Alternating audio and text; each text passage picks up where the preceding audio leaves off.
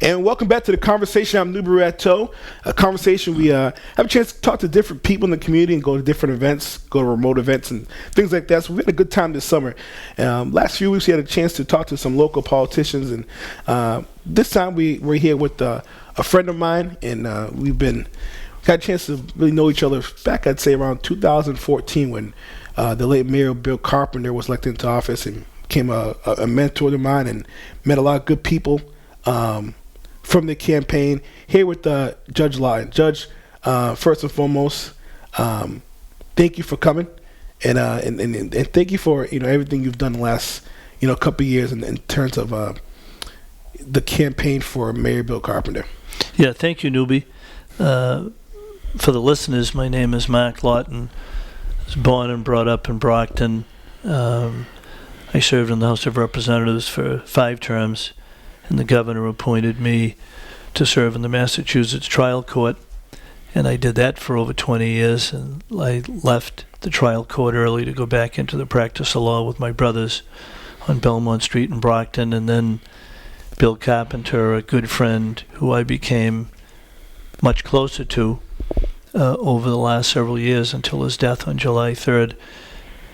Billy decided to run for mayor, and I ran his campaign in 2013 when he won in a tremendous landslide by 55 votes, and then ran his campaign again in 2015, 2017, and then this year until his untimely death on July 3rd. So, in terms of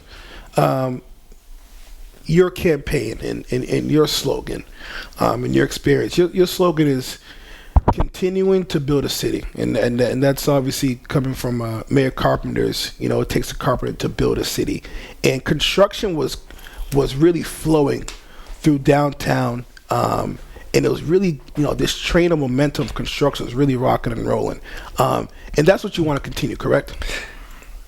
Correct, that's true.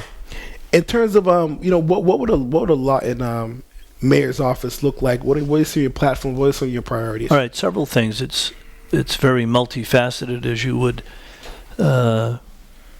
know. But Newbie, you became very close to a fellow by the name of Bob Hayden. Bobby was one of my best friends. Came from Dorchester. Was the deputy superintendent of police in Boston.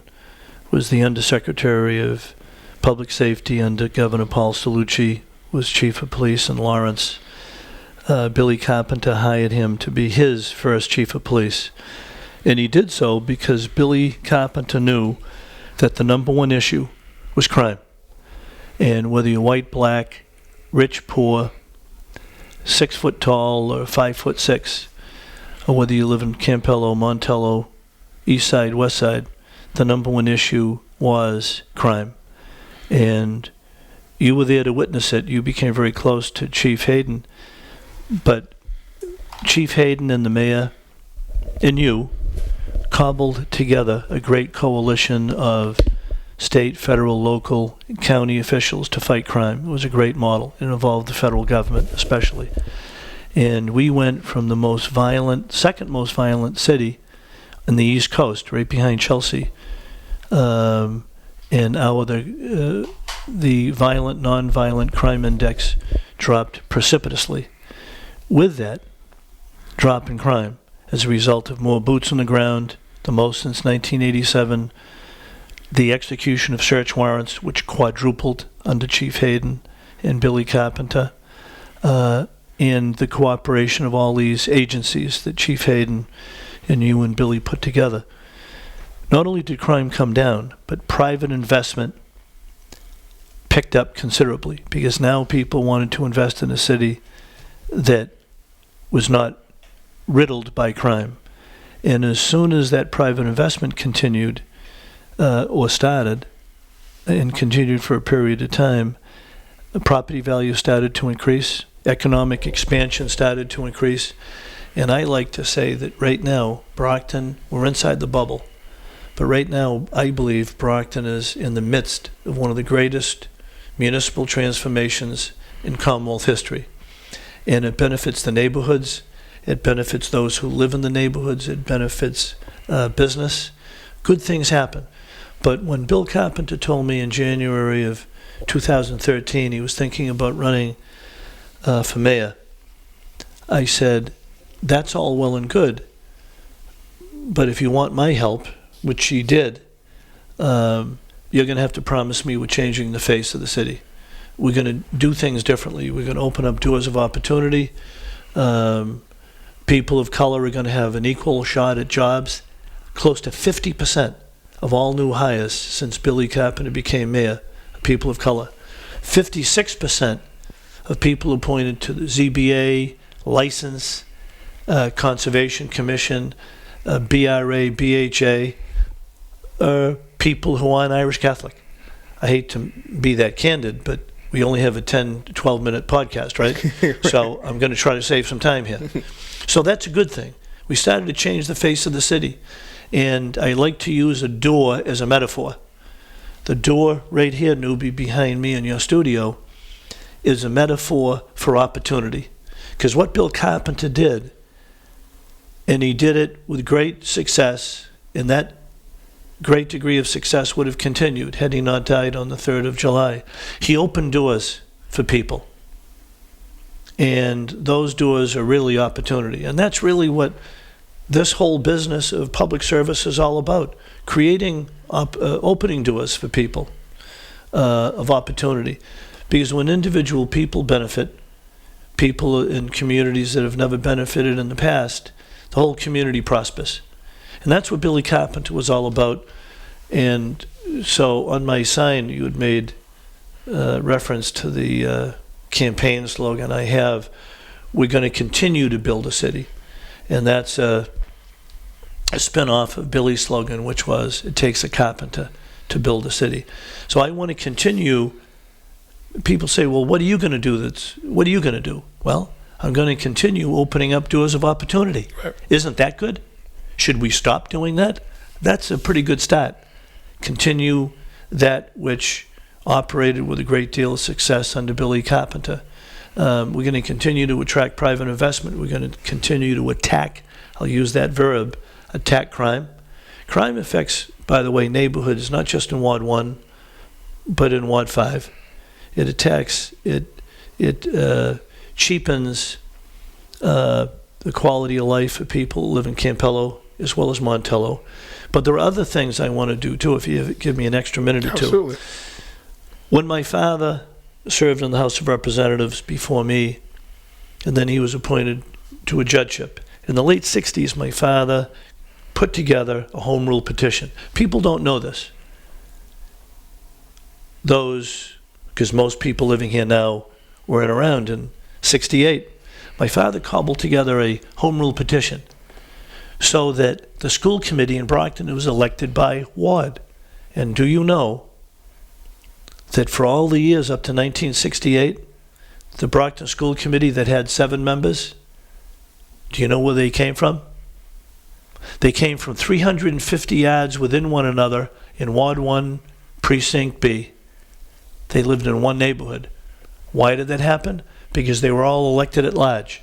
And they were all people with money, and they were decent people, and I could name them right now. But they ran at large citywide, and the school committee didn't pay anything. So people from Wards 5 and Kingman Street on the 3rd floor, people that lived down in North Montello Street, down in Ward 6, wherever they lived, they couldn't afford to run for school committee because they couldn't. And they didn't serve. And 7 members of the school committee out of 7 came from one small neighborhood in Ward 1. That meant the rest of the city went without representation on the school committee. That's what my father did. The home rule petition went through the House and Senate, and John Volpe, the governor, signed it into law. I want to do something similar, and that is I want to impose term limits on not just the city council, but also the mayor. I'm running for the office of mayor. I want to impose a term limit on me. I want to make sure that people who serve on the city council for 14 years, 20 years, 25 years, that doesn't happen ever again. I want to be able to have a kid, he may come from Port-au-Prince with his great aunt, and he's living here with her. Why should he have to wait 30 years to ever run for office? Why?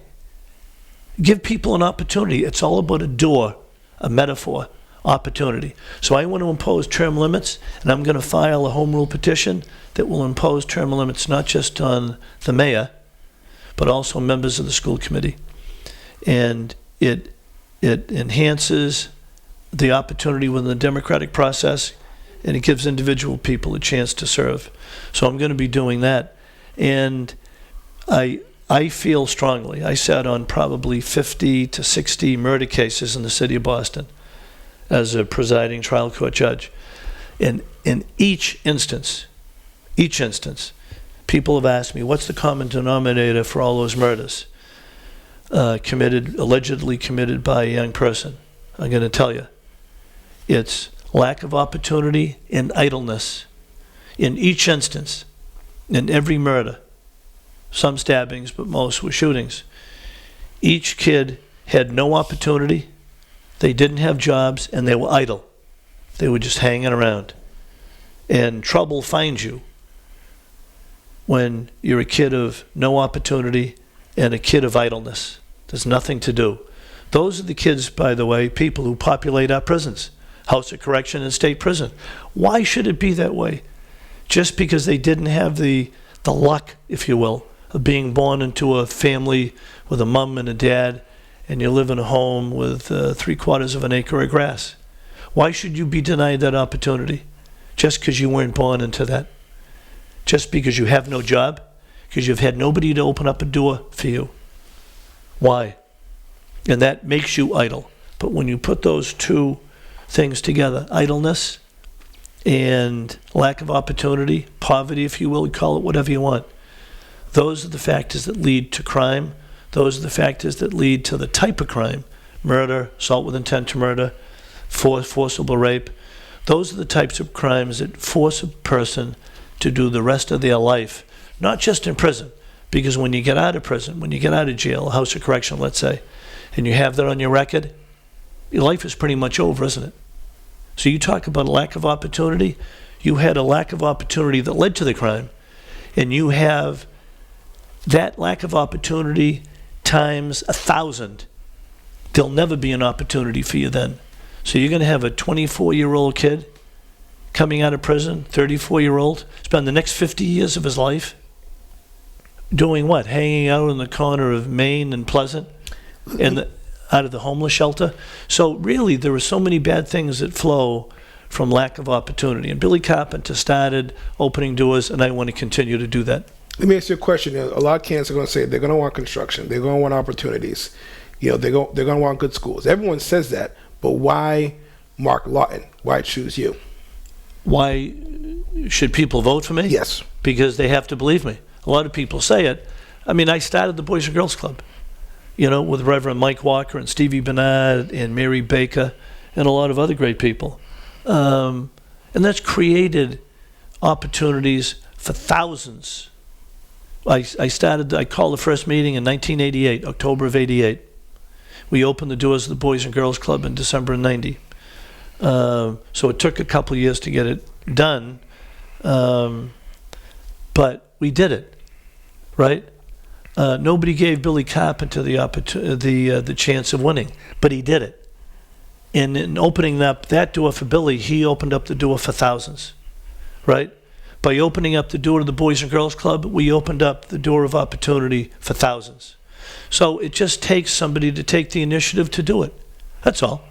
And all I can do is just ask people in a very general way, listen to my voice, try to look into my heart by doing that, and trust me, I've done a lot of things over the years. Mo Vaughn, who was the American League MVP, Mo was going to be doing a 30-second commercial for me probably next week, because when Mo was playing for the Red Sox, I helped him build the Mo Vaughn Youth Development Corporation. By the way, can we give him in the Dorchester at Franklin Field? Can we give him the Hall of Fame, by the way? Can we get Mo Vaughn in the Hall of Fame? Well, it's up to the sports writers. I wish I had a say in it. Once Mo was traded to Anaheim, I had less contact with Mo, but when he was here in Boston, as you know, he lived in Easton, down off of Route 138. So I was with Mo a lot. And we built his club in Dorchester to serve people. So, I mean, that's what I've done. I don't get paid for it. All I can ask people to do is, listen to me and figure, he sounds genuine, and I believe him. That's all you can do. And when you run for office, all you ask for is an opportunity to market yourself, and you hope that you reach enough people so that they'll vote for you as opposed to voting for somebody else. That's all I can do. And if people choose not to vote for me, obviously I'm very accepting of that. I just hope more people vote for me than the people who vote against me. And it's a great opportunity for me. This is not a career change, by the way. The Brockton Enterprise asked me 3 weeks ago now, why are you running for mayor? And I used 5 words. Because my best friend died, Billy Carpenter. And I feel there's tremendous guilt surrounding that because maybe I could have driven him to the hospital, and I didn't.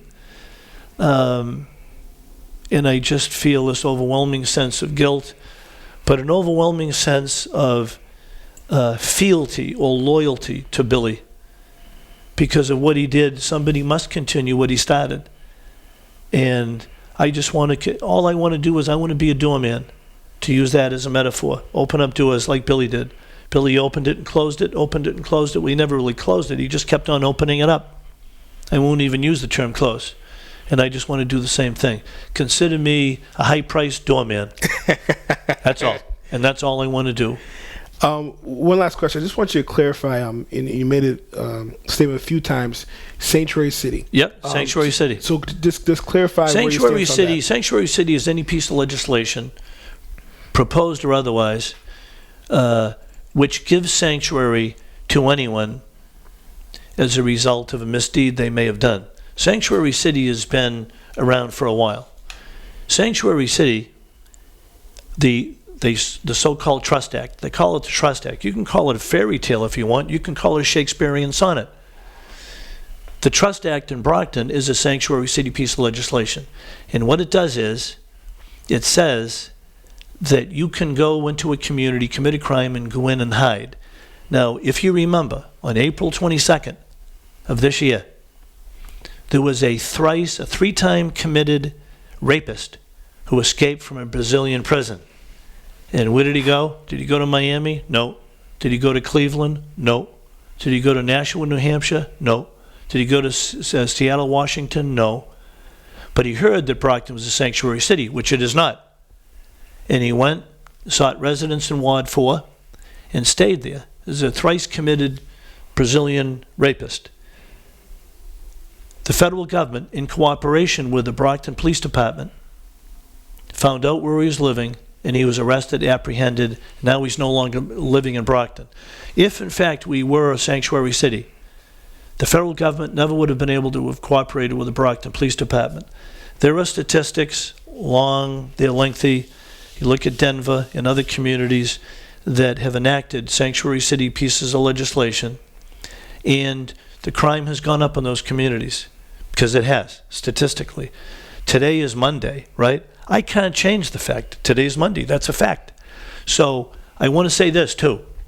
The day after Billy Carpenter died on July 3rd, and you know that the mayor took a strong stance against Sanctuary City, private investors started to inquire with the BRA, the Brockton Redevelopment Authority, and other people in the city of Brockton to find out what was going to happen next. There was a sense of instability that flowed into the city and flowed into the minds and hearts of investors.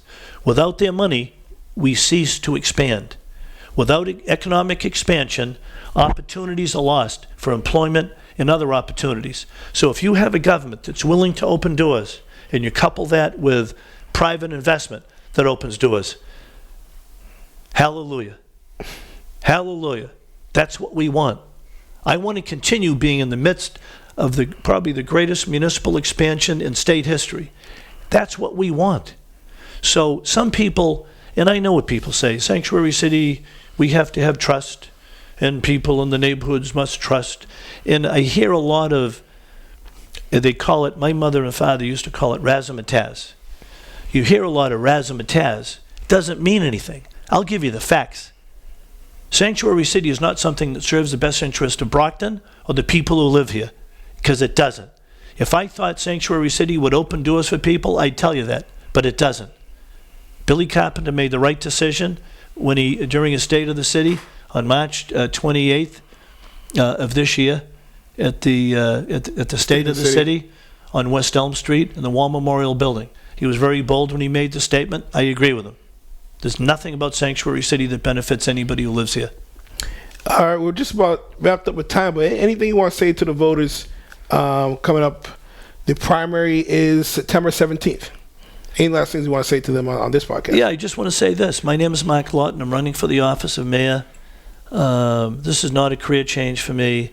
I'm running to finish the job that Billy did, and I'm running for the official designation of a high-priced doorman. I want to continue to open doors. I want to continue to make Brockton the greatest city of all time. I was born at 10 Turner Street, 3rd floor, before I moved back down to the east side where my mom and dad came from.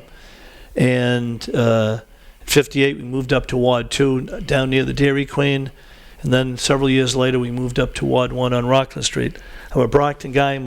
I married a Brockton girl, Snub O'Leary, the police officer's daughter, his only daughter. Married here at a Lady of Lord's Church. Our 3 kids were born here. They attended school here. I attended Brockton Public Schools. I represented Brockton in the House of Representatives for 10 years before I was appointed to the trial court. Please vote for me. Trust me. Listen to my voice. Look into my heart. And I'd be honored and proud to be elected mayor of Brockton. There's Judge Lawton, guys, for the conversation. Before I just want to, once again, share my condolences, on losing our mayor. Yeah, all of us are hurting. I'm hurting still. All of us are hurting, and he's always going to be in our hearts. And we're always thinking, what would he be saying or doing right now? But I just want to share my condolences to you and your family. Thanks, Snoop. That's it for the conversation, guys. We'll be back with more interviews coming up soon. Stay tuned.